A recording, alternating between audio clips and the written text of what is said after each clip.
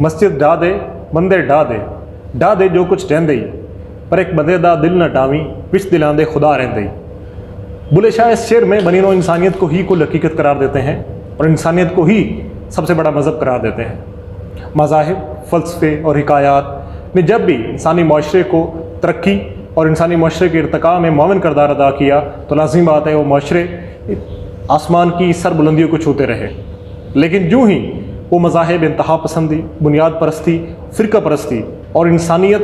کو جدید اشکال دینے اور معاشرے کو جدید شکل دینے اور انسانیت کو ارتقاء کے سفر میں ہمراہی بننے کے بجائے استحصال کا سبب بنے تو لازم بات ہے وہ معاشرے بھی ذلت کا شکار ہوئے اور وہ مذاہب بھی چند لوگوں کے ہاتھوں میں استعمال ہو کر استحصال کا باعث بنے۔ جب ہم تاریخ پہ نظر دوڑاتے ہیں تو فرعون کے دور میں ہم 3 طبقات دیکھتے ہیں جسے ٹرائکا کہا جاتا ہے۔ ایک حامان کا طبقہ ہے، ایک قارون کا طبقہ ہے اور ایک فرعون ہے۔ حامان کے فرعون کا دور جس میں فرعون بادشاہ ہے، اس کے ساتھ اس کے جو طبقات ہیں جس میں حامان ہے وہ مذہبی استحصال کا سبب بنتا ہے۔ جو قارون ہے وہ عوام کی پیدا شدہ دولت کے اوپر قابض ہے، وہ عوام کی محنت کی ہوئی دولت اور قدرتی وسائل کے اوپر اس نے اپنا قبضہ جمایا ہوا ہے اور اس کو لیگل حیثیت دینے کے لیے فرعون نے اپنے قوانین بنائے ہوئے ہیں اور لوگوں کے مقدس جذبات کے ساتھ کھیلتے ہوئے لوگوں کو یہ بتانا کہ یہ آپ کی قسمت میں لکھ دیا گیا ہے، یہ خدا کی طرف سے ہے، وہ طبقہ حامان کا ہے، اسے ٹرائکا کہا جاتا ہے۔ جب ہم یورپ کی تاریخ دیکھتے ہیں تو یورپ میں ٹرائکا کا سب سے اہم کردار جو ہے وہ ہمیں نظر آتا ہے۔ 1000 سال کی یورپ کی جو تاریخی کا دور ہے اس میں ہم ٹرائکا کا کردار دیکھیں تو چرچ، بادشاہت اور جاگیرداریت یہ تینوں طبقات تھے جنہوں نے ٹرائکا کا کردار ادا کیا۔ لیکن جب یورپ کا نوجوان اندلس کی یونیورسٹیوں سے علم کی نئی شمع لے کر آیا تو اس نے دیکھا کہ ہمارے معاشرے کی یہ حالت، ہمارا معاشرہ جو 1000 سال سے ترقی کی عمیق جڑوں میں ڈوبا ہوا ہے، اس کی وجہ کیا ہے؟ تو اس نے کاؤنٹر کیا کہ یہاں پہ موجود یہ 3 طبقات جنہیں انہوں نے ٹرائکا کا نام دیا، جس میں سب سے بڑا بادشاہت ہے جو اس استحصال کو جو اس کی طرف سے جاگیرداریت کی طرف سے کیا جاتا ہے، جو اپنے لوگوں سے 18 20 گھنٹے کام کرواتے ہیں لیکن بدلے میں لوگوں کو کھانے کے پاس روٹی تک کے جو ہے وہ ماندے پڑے ہوئے ہیں، لوگوں کے پاس روٹی کھانے تک کا کچھ نہیں ہے۔ وہ طبقہ اپنی بادشاہت کا قاصل اس طبقہ ہے اور بادشاہ اس کو لیگل حیثیت فراہم کرتا ہے، اور وہیں کے اوپر جو طبقہ چرچ کا ہے وہ اس کو جاگیرداریت اور بادشاہت کے ظلم، استحصال، بربریت کو مذہب کی جو ہے وہ لپیٹ میں اس کو لیگل حیثیت فراہم کرتا ہے۔ وہ کہتا ہے یہ خدا کی طرف سے ہے، یہ خدا کی دین ہے، یہ تمہارے اوپر آزمائش ہے، یہ تمہارے اعمال کی وجہ سے ہے۔ لیکن وہاں کا نوجوان طبقہ اس بات کو تسلیم کرنے سے انکار کر دیتا ہے۔ وہ کہتا ہے کہ ہمارا جو مزدور اور یہاں کا محنت کش طبقہ ہے وہ کھیتوں میں سارا دن کام کرتا ہے، مہینوں سالوں کام کرتا ہے، لیکن اس کے باوجود اس کی حالت بدلنے کو نہیں آتی، اور وہیں پہ جاگیرداریت اور یہ جاگیردار وہاں پہ جو موجود ہے وہ کچھ بھی نہیں کرتا، وہ نکھٹو ہے، لیکن اس کے باوجود اس کے ذخائر میں بے تحاشا اضافہ ہوتا جا رہا ہے۔ بادشاہت جسے ہماری زندگی کے لیے کچھ کرنا چاہیے تھا، جسے عوام کی فلاح و بہبود کے لیے ہی بنایا گیا تھا، جو پوزیشن اسے عوام کے جو ہے وہ حق کے لیے استعمال کرنی چاہیے تھی، اس نے وہ پوزیشن اپنے جو استحصالی طبقہ تھا، جو اس کا قاصل اس طبقہ تھا، جو وہاں کا جاگیردار طبقہ تھا، اس کو لازمی بات ہے اس کے ساتھ مل کر استحصال کرنے کے لیے استعمال کی۔ انہوں نے اس چیز کو ماننے سے مکمل طور پر انکار کر دیا۔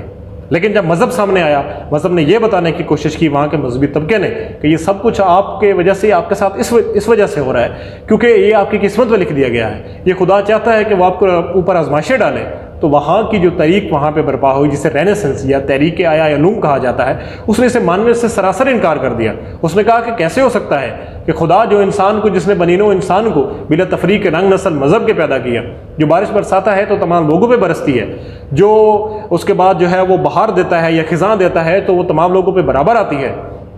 تو وہ خدا کیسے چاہ سکتا ہے کہ ایک طبقہ تو امیر ترین رہے اور دوسرا طبقہ غریب ترین ہوتا جائے؟ ایک طبقے کے پاس تو ہے جو وہ دولت کی فراوانی ہو، لیکن وہیں کے اوپر اس معاشرے میں موجود دوسرے طبقے کے پاس کھانے کے لیے روٹی تک موجود نہ ہو۔ انہوں نے اس ٹرائکا کو ماننے سے سراسر انکار کر دیا۔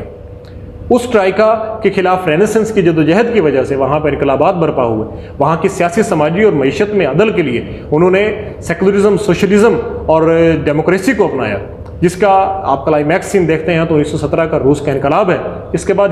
دیگر کئی انقلابات ہیں جنہوں نے آج انسانیت کو اتنی بلندی دے دی، یورپ کو اتنی بلندی دے دی اس رینیسنس کی تحریک کی وجہ سے کہ انسان آج، یورپ کا جو انسان ہے وہ مارس پہ جو ہے کمندے ڈالنے کے قابل ہوا ہے۔ اور وہیں کے اوپر آپ دیکھتے ہیں کہ انسانیت کا سب سے بڑا نمبردار جو آپ نے کرونا وائرس میں بھی دیکھا کہ انہوں نے سیاسی سماجی اور معاشی عدل کی عظیم مثال قائم کر دی، اور نہ صرف اپنے ملک میں بلکہ پوری دنیا میں اس چیز کو اس کی ترویج کی، اور آج دعویٰ کر دیا کہ ہمارے پاس کوئی غریب نہیں ہے۔ اب اگر ہم اپنے معاشرے کا مطالعہ کریں تو ہمارا معاشرہ بمثل کیسر و کسریٰ کے یہاں کے اوپر وہی 3 طبقات تھے جو ٹرائکا کا طبقہ تھا، جو نبی صلی اللہ علیہ وسلم کے دور میں تھا، جو موسیٰ علیہ السلام کے دور میں تھا، وہی طبقہ آج ہمارے ملک میں نافذ ہے۔ ہم دیکھتے ہیں کہ ہمارے ملک میں ایک طرف سرمایہ دار ہے تو ایک طرف وہاں کے اوپر جو ہے وہ سیاستدان ہے، وہیں پہ ایک مذہبی طبقہ بھی ہے۔ تو وہ ٹرائکا آج ہمارے ملک میں بھی استحصال کا بازار گرم کیے ہوئے ہے۔ آپ دیکھتے ہیں کہ یہاں کا محنت کش نوجوان، یہاں کا محنت کش مزدور لوگ 16 18 20 گھنٹے کام کرتے ہیں، لیکن اس کے باوجود ان کے پاس کھانے کے لیے روٹی نہیں ہے۔ لیکن وہیں پہ سرمایہ دار طبقہ، اس کے کتوں کو امپورٹڈ غذائیں جو ہے وہ باہر سے منگوا کے دی جاتی ہیں۔ وہ طبقہ، مزدور طبقہ، جس کی وجہ سے، جس کی محنت سے دولت کے انبار لگتے ہیں، وہ وسائل جو خداوند تعالیٰ نے تمام انسانوں کے لیے برابری کی بنیاد پہ پیدا کیے ہیں، ان وسائل کے اوپر، محنت کش اور مزدور کی پیدا شدہ دولت کے اوپر ایک مخصوص طبقے کا، ایک کلیل اور نکھٹو طبقے کا قبضہ ہے۔ تو حالانکہ جو دوسرا طبقہ ہے، جو عوام ہے، ان کے پاس کھانے کی روٹی نہیں ہے۔ اب جو سرمایہ دار طبقہ ہے وہ سیاست میں بذات خود موجود ہے، یا اس کے جو ہے آپ کہہ سکتے ہیں کہ اسپانسر یا اس کے پپٹس موجود ہے، جو ان کی کاسل سرمایہ دارانہ نظام کی اور سرمایہ داریت کی کاسل ایسی کے طور پہ استعمال ہوتے ہیں۔ اور وہیں پہ آپ دیکھتے ہیں کہ مذہبی طبقہ جو وہ لوگوں کو لیگل حیثیت دیتا پھرتا ہے کہ یہ آپ کی قسمت میں ہے، وہی یہ مذہبی طبقہ بمثل یورپ کے وہی ہے جو لوگوں کو یہ بتاتا پھرتا ہے کہ یہ آپ کی قسمت میں ہے، یہ آپ کے مقدر میں لکھ دیا گیا ہے، یہ تو آپ کی آزمائش ہے۔ لیکن یہ آزمائش عجیب آزمائش ہے کہ یہ صرف ایک مخصوص، ایک بہت بڑے کثیر طبقے کے اوپر ہے، لیکن قلیل طبقے کے اوپر نہیں ہے۔ یہ عجیب آزمائش ہے کہ محنت کش طبقہ، جسے خداوند اعلیٰ فرماتے ہیں کہ لیس للانسان الا ما سعی، یعنی انسان کے لیے وہی ہے جس کی وہ کوشش کرتا ہے، اس کے بالکل برعکس یہ طبقہ جو نکھٹو طبقہ ہے، جو کچھ کماتا کھاتا نہیں ہے، لیکن اس کے پاس دولت کے تمام تر وسیع تر ذخائر موجود ہیں، جس کے پاس جو ہے وہ رہنے کو بے شمار گھر ہیں، لیکن لوگوں کے پاس سر چھپانے کے لیے جگہ نہیں ہے۔ لوگ 2 ٹکوں کے اوپر جو ہے وہ بکنے کے لیے تیار ہیں۔ لوگوں کی حالت یہ ہو چکی ہے کہ وہ اپنا جسم بیچنے کے لیے تیار ہیں، لیکن وہیں کے اوپر سرمایہ دارانہ نظام کے تحت سرمایہ داروں کی دولت میں بے تحاشا اضافہ ہوتا جا رہا ہے۔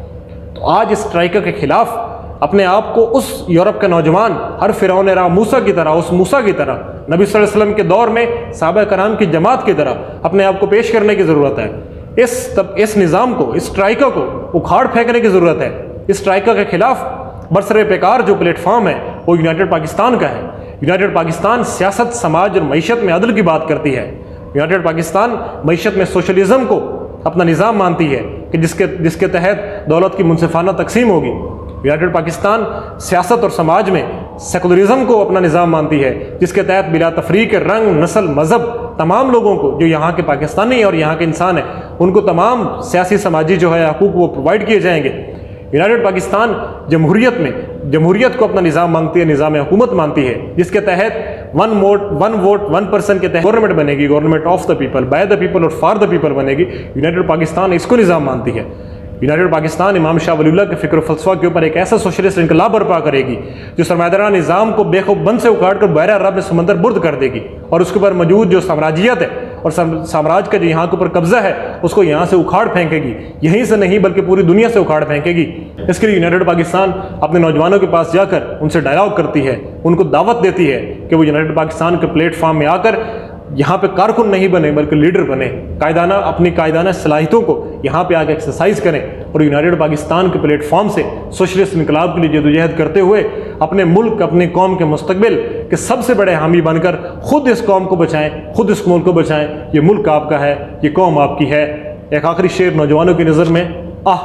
کس کی جستجو آوارہ رکھتی ہے تجھے، کس کی جستجو آوارہ رکھتی ہے تجھے، کہ راہ رو بھی تو، رہبر بھی تو، منزل بھی تو۔ والسلام۔